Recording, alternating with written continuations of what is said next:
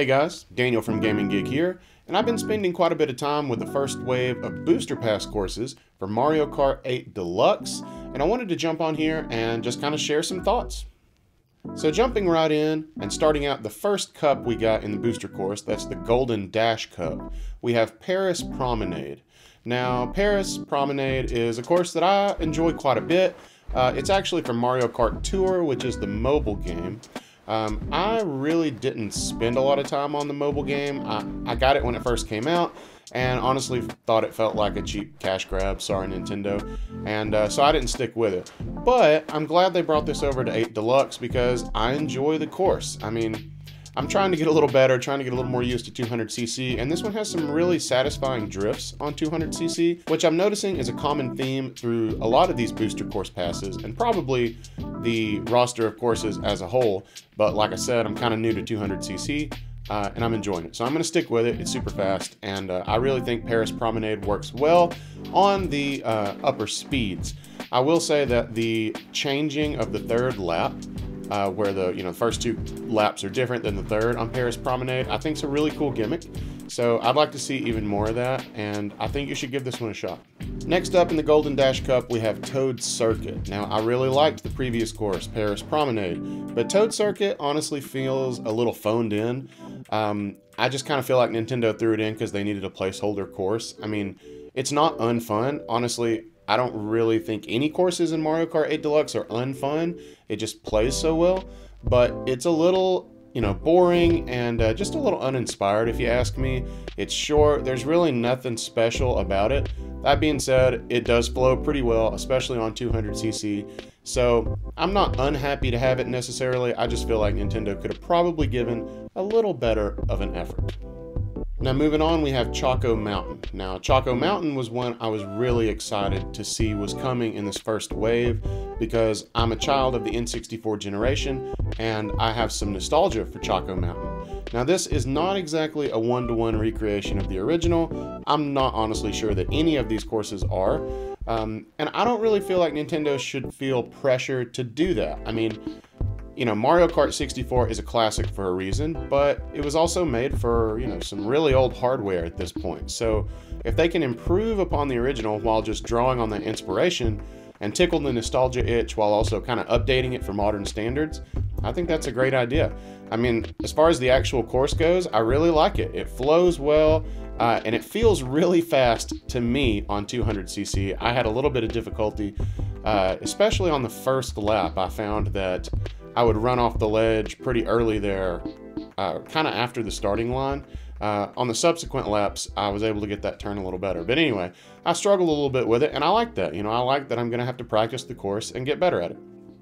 Now, closing out the Golden Dash Cup, we have Coconut Mall. Now, Coconut Mall is a course that I'm really enjoying. It's got, several varying paths that you have to kind of be on the lookout for because of these escalators that are changing directions.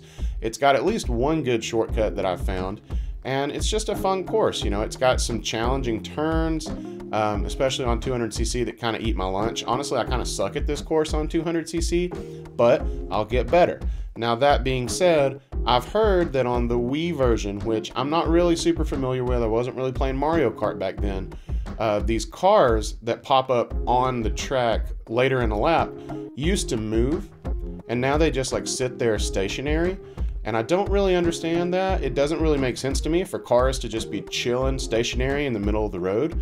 So, I don't know why they did that. So come on, Nintendo, give us some moving cars. That would have been way cooler. Well, guys, that's it for the first of our two cups in this first wave. So that was the Golden Dash Cup. Overall, I like it, and I'm going to talk about my feelings about the cups compared to one another a little bit more towards the end of the video. But for now, I want to move on to the Lucky Cat Cup. Now, the Lucky Cat Cup starts out with Tokyo Blur. Now, Tokyo Blur, I'm going to be a little rough on. It's a fun course, just like I said earlier, all the courses in Mario Kart 8 Deluxe to me are fun.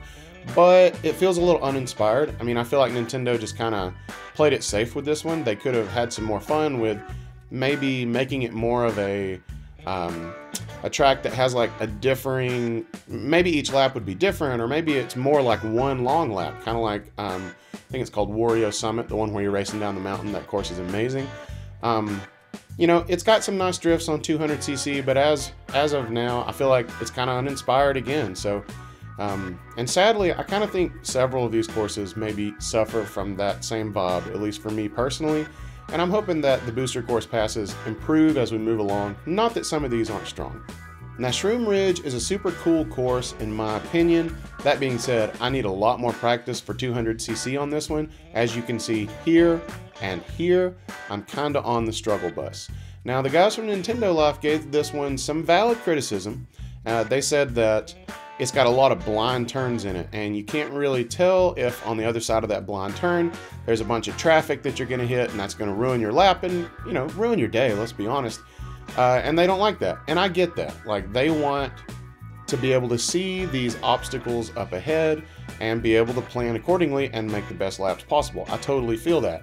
But Mario Kart has always been about a little bit of random chaos. And honestly, I'm not really brave enough to start picking and choosing which elements of that chaos I want to stay and which ones I want to go. I think this is very much in the spirit of Mario Kart, and it's great to have it back. You know, it came from Mario Kart DS, which is a game that I enjoy. I actually picked that one up fairly recently, and I've played it a little bit on, originally I played it on a 2DS, but now I've got a DSi XL. But getting off subject, I dig this one. You know, I'm excited for it to get worked into the random online, and I'm excited to get better at it, especially on 200cc. Alright, so next up we have Sky Garden. Now this is for Mario Kart Super Circuit for Game Boy Advance, which is a game I played a lot when I was a kid, so I'm super pumped to see this one back. I actually found my original copy of Mario Kart Super Circuit at my parents' house very recently, so I'm really happy to have that back in my possession. But back to the course. So I like this course. The laps are a little short and sometimes they can seem a little uneventful, but I think it's fun. You know, it's got some neat areas where you can jump and trick off the jumps, you know, with the leaves that kind of bounce you.